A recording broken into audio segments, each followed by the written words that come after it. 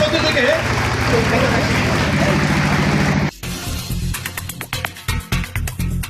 আরো জুড়ে ঢাকা উনি যোগ্য নেতা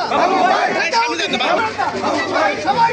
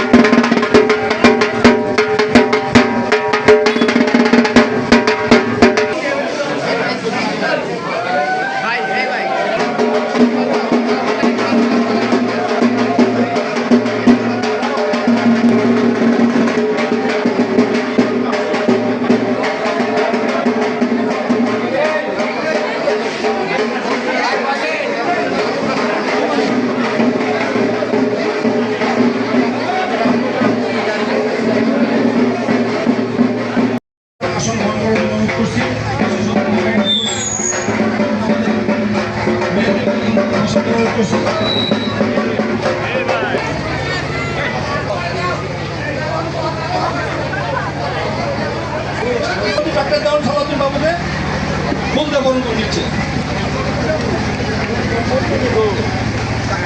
বিশেষ অতিথিকে ফুলদা বরণ করে নিচ্ছে সুকুমার সাহা এই সহসভাপতি সুকুমার সাহা।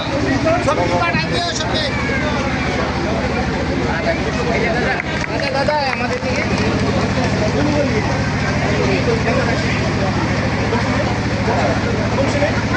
এবার বিশেষ অতিথি মেহেদি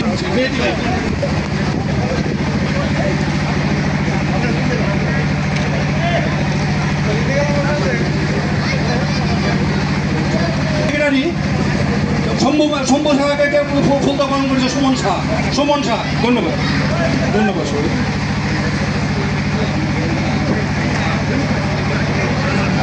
সবাইকে অষ্টমীর শুভেচ্ছা। আজকে এখানে আমরা এসেছি, আমাদের মাঠে এসছেন সাভার থেকে নির্বাচিত সাবেক সংসদ ডক্টর জাহান মোহাম্মদ সালাউদ্দিন বাবু ভাই। আজকে অনুষ্ঠানের প্রধান অতিথি আপনাদের এখানে পূজা উদযাপন কমিটির সভাপতি সহ আশুলিয়া থানা পূজা উদযাপন কমিটির সাধারণ সম্পাদক, আমাদের আশুলিয়া ইউনিয়ন বিএনপির সংগ্রামী নেতৃবৃন্দ এবং বিভিন্ন অংশগ্রহণ নেতৃবৃন্দ এই রস্তমপুরবাসী।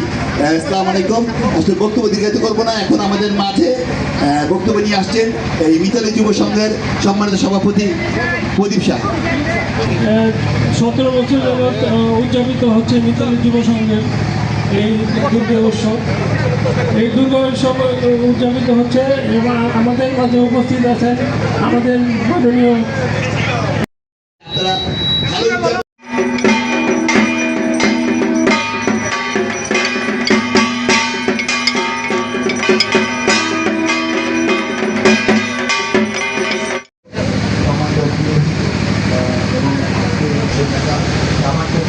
নির্বাচিত সাবেক কিছু করতে পারি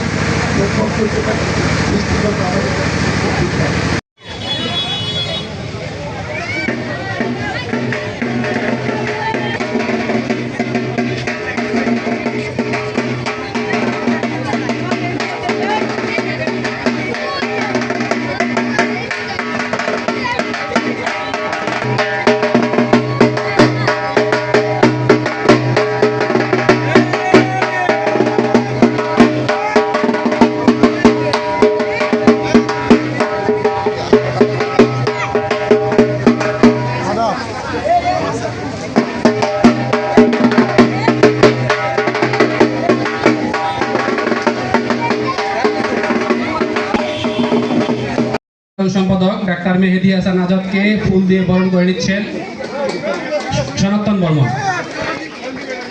আমাদের মাঝে উপস্থিত আছেন 9 নং ওয়ার্ড বিএনপির সভাপতি হাসান আলী মেম্বার, 8 নং ওয়ার্ড বিএনপির সভাপতি জাহিদুল মন্ডল, সাবেক মেম্বার আনিসুর রহমান আলেক মেম্বার, উপস্থিত আছেন আশুলিয়া বাজার কমিটির সভাপতি আজিজ মাতবর, যুবদলের কিছু বলার জন্য অনুরোধ করছি।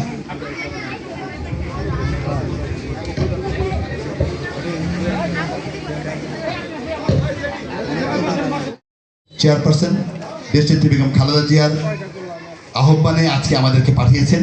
আজকে আমাদের তরুণের অহংকার তারেক রহমান উনি আমাদেরকে নির্দেশ দিয়েছেন যে প্রত্যেকটি পূজা মণ্ডপে গিয়ে তারা কেমন আছে, এই সংখ্যালঘু সম্প্রদায় কেমন আছে, তারা কেমন আছে তাদেরকে দেখার জন্য আজকে এখানে আসা। আমরা বিশ্বাস করি যে আপনারা ভালো আছেন।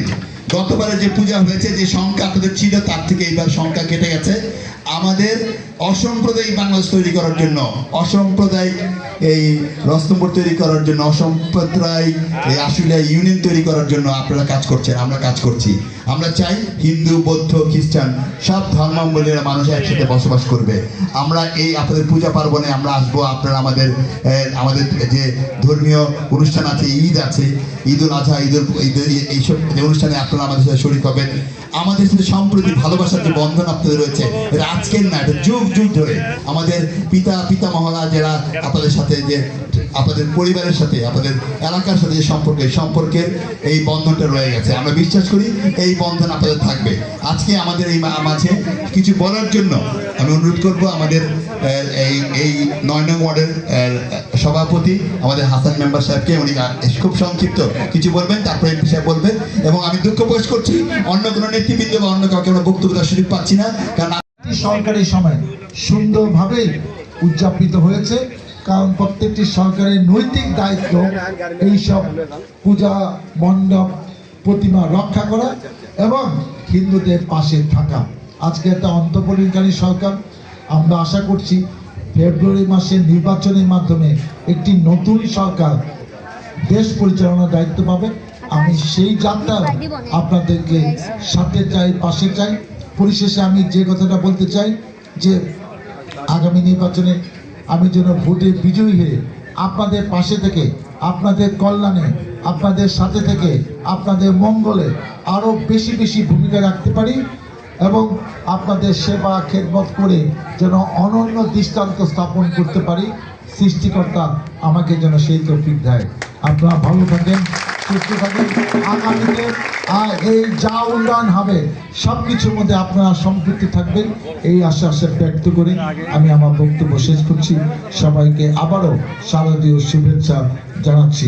ধন্যবাদ। এখন আমি এই মন্দির সভাপতি, সেক্রেটারি কিংবা দায়িত্বশীল ব্যক্তিকে আশা করছি যে আমার তরফ থেকে কিছু অর্থনৈতিক সাহায্য আমি আনুষ্ঠানিকভাবে হস্তান্তর করতে চাচ্ছি।